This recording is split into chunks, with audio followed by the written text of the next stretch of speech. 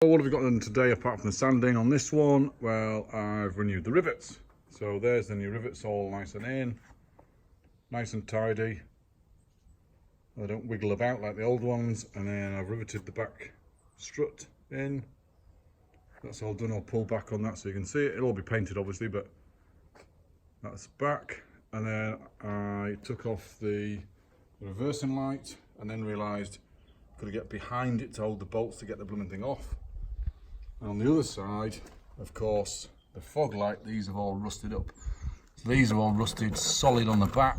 So I'm going to get something on the back of them to hold them tight while I take that off. And then I've got two new LED lights to go on there. Made a bit of a boo-boo. I've got some stuff which I'll show you. It's actually fine filler. And a chap in the shop said, oh, it doesn't need hardener, it just comes as it is and you just put it on. Lo and behold, it does need hardener, he got it wrong, and I've put it all over the place in little holes and fine bits, like on here, and it's all sticky still. It's been on there about 3 hours, so I'm guessing, well, guessing that's not good. So I've got to take all that off. Never mind. So we've done the wheel arches, they're done now. Looking pretty cool. They're going to be painted as well, same colour as the car. And what I've done in here, so let's have a look in here. So I got a gear knob from Bearmac. Where's the big gear knob gone? I think I've lost it and I've thrown it away. I think I've thrown it away to temper because I can't get it on here. So if anyone knows how to get a gear knob on, that'd be fantastic. It looks like it should screw on, but I can't get it on to save my life. It's far too hard.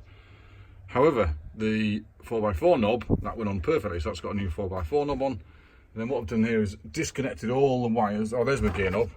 It's got that kind of fitting in it. I don't know if you can see that. There we go. That kind of fitting. I thought it would screw. It's got no threads in, but I thought, well, it's bound to screw in then, form a thread, but it doesn't at all. It doesn't seem to want to go. So that's the gear knob. Doesn't seem to fit onto there. Oh, you can't see that. Sorry. Doesn't seem to fit onto there. I haven't got a clue how to get it on. So I'll leave that for now. And what I did was I took all the wires out that were coming in the dash. Now this was the fan, so there was a fan there, electric fan. Doesn't really need it to run, so I've taken that off.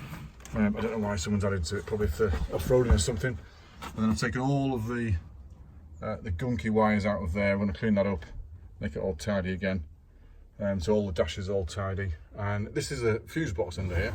I've taken the soundproofing out because I'm going to clean all this up and then put some new soundproofing and new carpets in, so I need the metal straight and stuff. So the fuse box under here, it's got all glass fuses in, as all Land Rovers did. We've straightened them out, put a cover on, made them look a bit prettier, so that looks all neat and tidy. Redone that plug, because that was all loose, and done the pedal rubbers. So the pedal rubbers, that one, the accelerator pedal decided to break on me as I was putting it on, because it's a bit of a flimsy thing. So that's probably why they snap off all the time. So I'll have to get a new one of them. I'll try and get someone from somewhere else. So it's a bit of a different type, I think. And then the two pedal rubbers, the brake lever and the clutch lever, they're actually solid, blooming metal kind of hooks that go round the pedal. So they're not going to come off in a million years. And then what we'll do is take all the wires out of here that will run into speakers and all that kind of stuff. So that's all empty now. We've got to tidy this up and clean it, obviously, but that's all tidy. There's just the holder for a shovel in there, and that's all that's in the back now. And if you're watching yesterday's video or the last video, then I couldn't get the driver's seat out because the back bolt kind of there is the captivated nut blooming rusted off. So couldn't get the driver's seat out. I was going to have a go at this seat in a second, but I don't hold much hope out. The front ones are normally quite easy to get out. It's the back ones that are the pain, because I don't know, more dirt must get under there, because they're actually the captivated nuts underneath the seat box. So I'm hoping I can get that seat out, so we need that all cleaning up and tidying.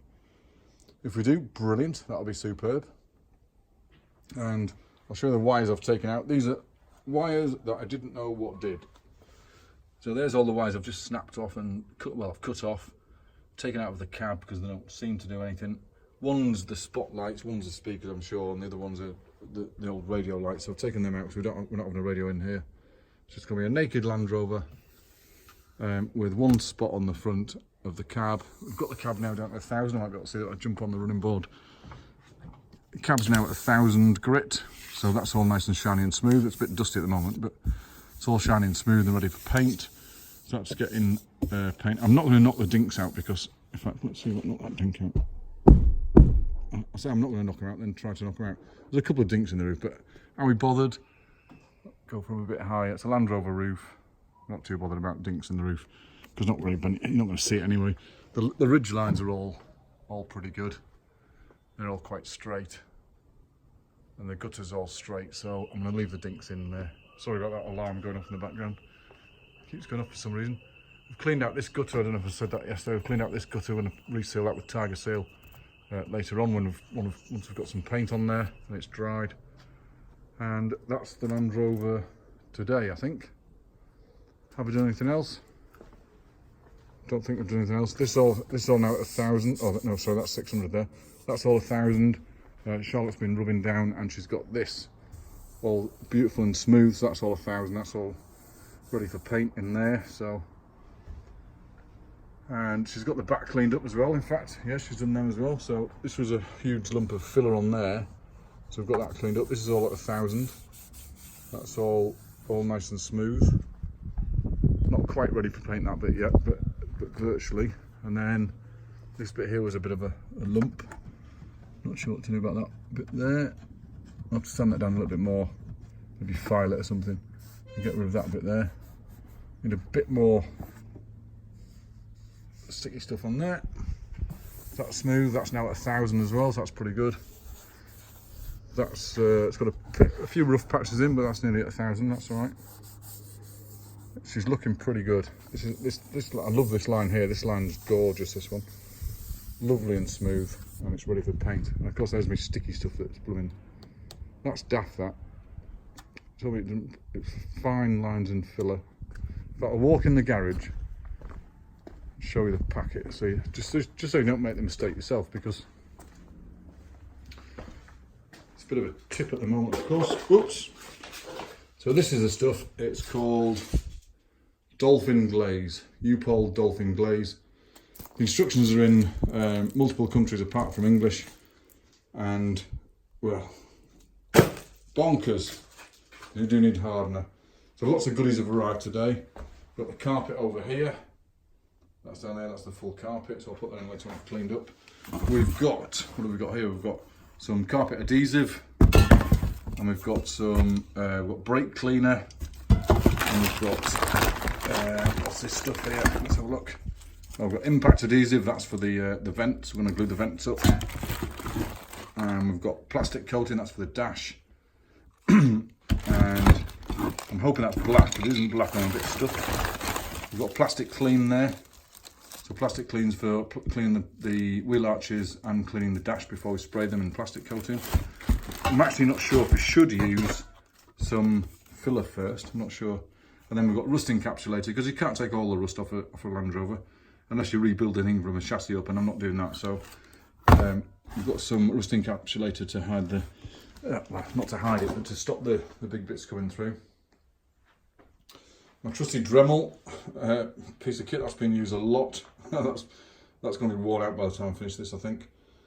So that's the old trusty, my trusty rebuilt vise. So that's the garage. It's a bit of a tip at the moment, I'm afraid. That's all my sanding discs that we've, well, these are all the ones we've got left. There's about double that amount when we started. And of course my sanding strips for sanding the body down, and my sanding plane, or body plane. So yeah, so it's coming on quite well. So I'll go back outside again. Of course, these bits have got to come off before we paint. I've decided that actually looks not too bad. I mean, it's a bit dirty now, but that looks not too bad as black, matte black. So I'm going to leave the checker plate on here matte black, this on here matte black. I'll renew these plastic vents, renew the top plastic vent. I might put some fancy ones on, I suppose, because they're only 20-30 quid. Because I did put a fancy one on there, if you know, I mean, I've scratched that now, blooming painting it, so I shouldn't have put it on, but never mind. So I might put some fancy vents on. This is going to be black. These are going to be painted in the green colour. And yeah, I might leave them checker plates black. Yeah, I think they look all right black. They look tidy because they're not actually that smooth, and they'll be an absolute bugger to rub down. So I might leave them black. And I'm thinking of leaving. Let's have a look. Oh, on the striker plate, we did the striker plate because we took the door off. I don't know if you remember yesterday. The door's been locked on there for ages, so I got the door off the hinges. Then I've had to order a new nut because I put a new wing mirror on. So there's the new wing mirror. But I lost one of the nuts when I was putting it on. So there's supposed to be 2 nuts holding this on. I don't know if you can see. There's the bottom nut. There's supposed to be another one there. And I dropped the nut. And of course I can't find it now, can I? So I've ordered a new nut so I can bolt this wing mirror completely up. But I took the door off this side, off the hinge side, because it wouldn't, the lock wouldn't come off the strike plate. I couldn't understand why. Actually, I've understood now. This thing was loose and it was bent. Because this door pull is only a sheet of metal. That thing was bent in, so the door lock, you know, the catch wouldn't come off the. It wouldn't come off here because it was bent. It was trying to come off here, so it was too thick. So we've got that straightened up, tightened up. It's all nice and solid now, and the door should shut fine. That's easy for me to say. Should shut quite well now. So there we are. We're on it. We're doing it. We're going to take all this bloody sticky stuff off now. Might use a bit of brake cleaning so I can get off with that. But that's LandRover so far. There we go.